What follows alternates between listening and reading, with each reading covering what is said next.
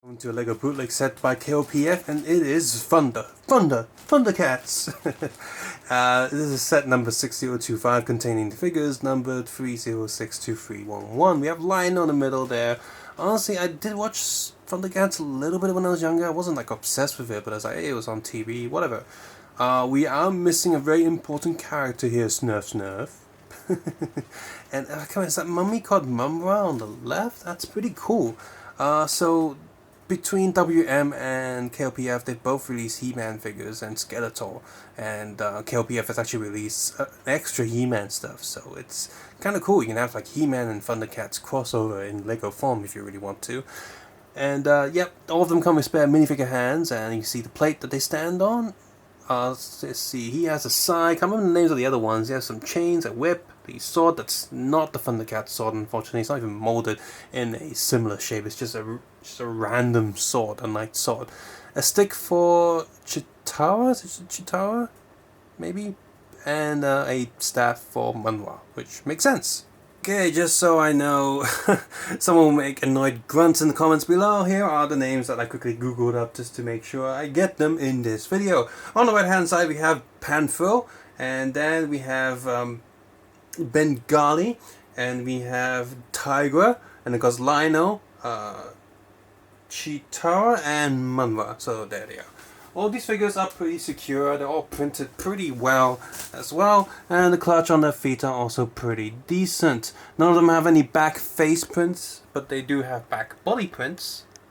And here's a quick look at that. Some of them do have a bit of side printing. I've rotated Mumm-Ra's head around just so you can see it from underneath the hood. And that does come off pretty easily, so that's good. Sometimes the clutch of the neck is too loose, but the rest of it is a little bit too tight. Not the case here.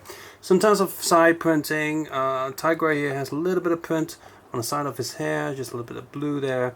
And of course on the top of his head it also has more of the black pattern printed there as well. And Chitara here also has a bit of arm print going on. If I just remove her hairpiece, you can see the rest of the print on the back of the head, back of the body. In terms of the actual details, I guess they're accurate enough, and for the most part the color's okay. Lynx-O's blue's a little bit too dark. It should be a little bit paler, a bit more purple to match the show, but the blue that they've chosen matches official sort of Lego plastic colors, so I can kind of understand what's going on there. Mumm-Ra looks a little bit too happy, like he's just had a drink and he's not that evil at the moment because he's a bit drunk, so that's a bit of a shame. But all the other figures look pretty good. It's really comes down to the accessories not being that accurate from what you would see in the show, but aside from that, these are pretty good figures. They're based on, from what I can tell, they're based on the original Thundercats design and not the reboot cartoon series. So if you're a fan of the Thundercats when you were younger, then these are pretty good figures to pick up. They're nicely built, nicely printed, and feel sharp. And in the hand, they do, well, have a like a real Lego-y plastic feel when you fiddle with the figures.